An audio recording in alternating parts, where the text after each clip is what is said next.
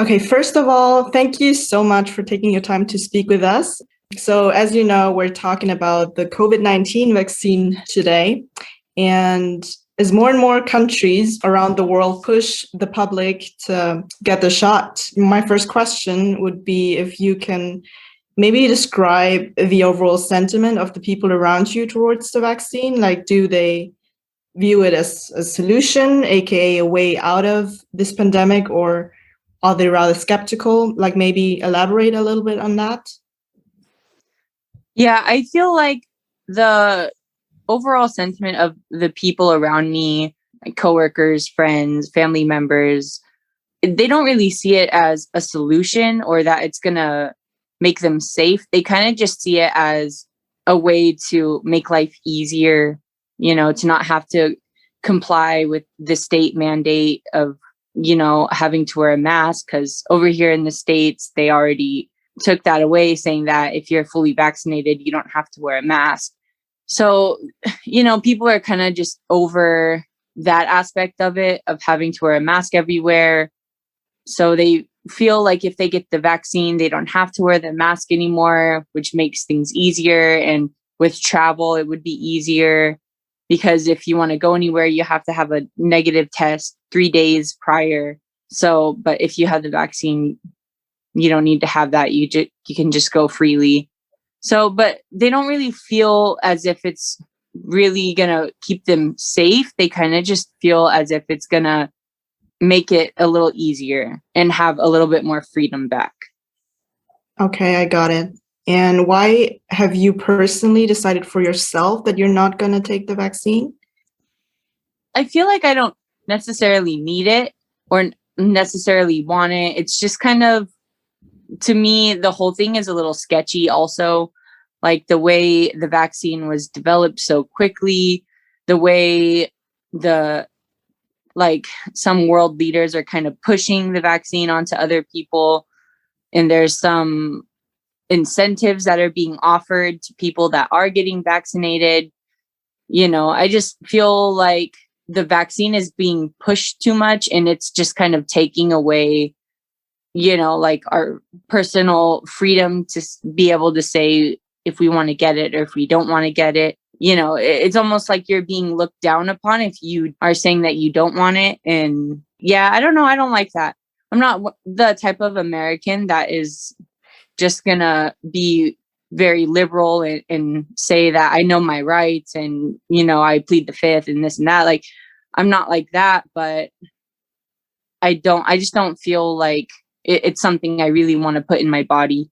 And I had the vaccine in December, or I had the virus in December, and, I see how my body reacted to it.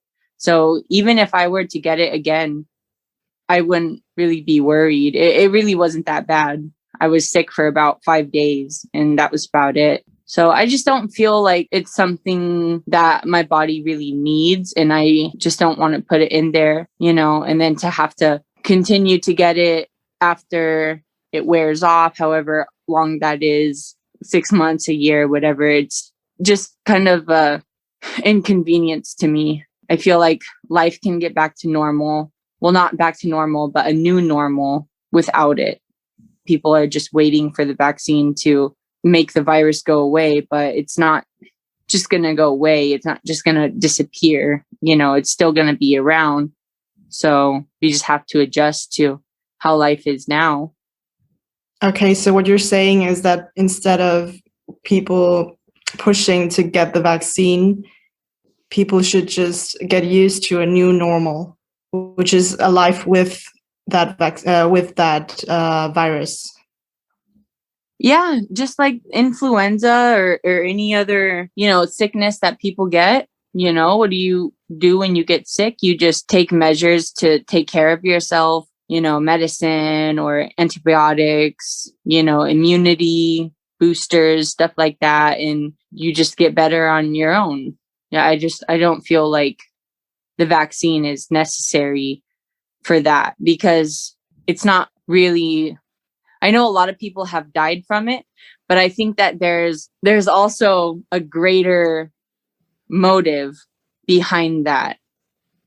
Like I believe that people were purposely being neglected in hospitals. People with the vaccine that were a minority were being neglected, and people that could have survived the virus died from it, but not because their body wasn't able to fight it off or anything, but because they weren't getting the help they needed. What is your take on the American vaccination campaign as a whole? Do you think there's more behind what the government or what the Biden administration wants you to believe? A secret plot amongst elites, intentions that are more or less in favor of the American population? What do you think about that?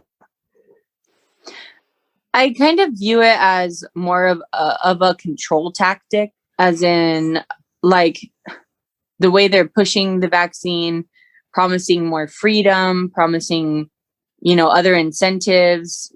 For example, the fitness app on the Apple Watch, they will offer you an extra 2,000, 5,000, however many points if you provide a vaccination card. So these incentives that wouldn't normally be offered to the public for just any other reason are being offered if you're vaccinated. People are saying that Bill Gates, for example, said in an interview with BBC that the only way to get back to the life we had before coronavirus was if all 7 billion people in the world got vaccinated. So it just seems like it's really being pushed, and they're not really giving people much of an ulterior way to deal with this. They're saying like, get vaccinated and you'll be okay. If you don't get vaccinated, then you're just going to have to keep living with the restrictions. So you feel like that non-vaccinated people, in a sense, have their freedom of choice taken away by the government, indirectly. There's definitely a lot less, like the signs on the doors at businesses used to say masks were required to enter for all public. Now the signs on the door are saying masks are required for the non-vaccinated, but if you are vaccinated, you do not have to wear a mask. And it's just kind of showing favor to those who have gotten the vaccine, which I don't like that. I don't like how the whole thing is being pushed. It's just seems very political to me. You see commercials on TV talking about the vaccine and signs, advertisements from businesses. It's just really being pushed onto the public, and people are feeling obligated now to go get the vaccine. And once they do so, they go straight to social media to post their vaccine card to show everybody that, oh, hey, look, I went and got vaccinated just like everyone else. There's even filters that that put a little frame around your picture and all kinds of stuff. And it just seems very political to me, and it's just being pushed on everybody. And I'm not buying it. I'm not buying into that. All right. Moving away from that a little bit. So there are obviously numerous narratives floating around online regarding COVID-19. We're talking about 5G networks spreading the virus, microchips being implanted, and Bill Gates' plan of vaccine colonialism, for example. So the list goes on, really. What are your personal thoughts on those kind of theories? Have you read into them? Yeah, actually, in the beginning, when COVID first kind of exploded here in the US, I was really into the theories about Bill Gates' involvement and the microchips and all that. I was actually really into that.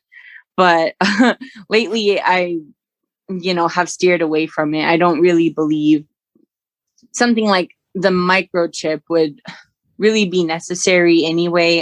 I mean, look at all of the devices that we have now. Our phones, our watches, our iPads, our TVs, like everything that if they wanted to get information off of us, they have everything available to them already. What would be the point in microchipping us? It's just, if you have your phone in your pocket, in your back pocket, and you just talk about something, you pull out your phone, 5 minutes later, you see an ad for that very thing you just talked about. It's like, there's no way any of that is coincidence. It just happens way too often. And, they already have that extent of control over us. What would they need to do with a microchip? So would you consider yourself an ex-conspiracy theorist? You used to be really into it, but... Yeah, I've kind of moved away from it. A few years ago, I was really into this one conspiracy theory about the like Walmart concentration camps and martial law, saying if you're out past a certain time, the government is like, they'll shoot you. And I was really into all that about like missing children. Where were they going? Where were they being held? And immigrants being taken to these concentration camps. It was a lot. So I guess you could say I was more into conspiracy theories, not so much now. Now I have other more important things to worry about, but it used to just be something that I'd be up at 3 a.m. watching videos and that kind of thing. Do you think conspiracy theories as a whole have any negative effects on, for example, the crisis we're in now, the coronavirus pandemic? Do you think that those kind of movements will have negative effects on people? Yeah, I definitely, I do think so, because of all of these conspiracy theories and everything surrounding the pandemic, there have been numerous protests going on all around the world, and people are actually dying in these protests, and people that they don't want to follow the lockdown procedures, and there was a lot going on for some time there, and the world just seemed really messy at that time. And so yeah, I do think that all of this has been negatively impacting the world in a lot more than just the way people are getting sick, Well, awesome. I think this is a good time to conclude this interview. And I want to wrap it up by saying, again, thank you so much for taking your time to speak with us.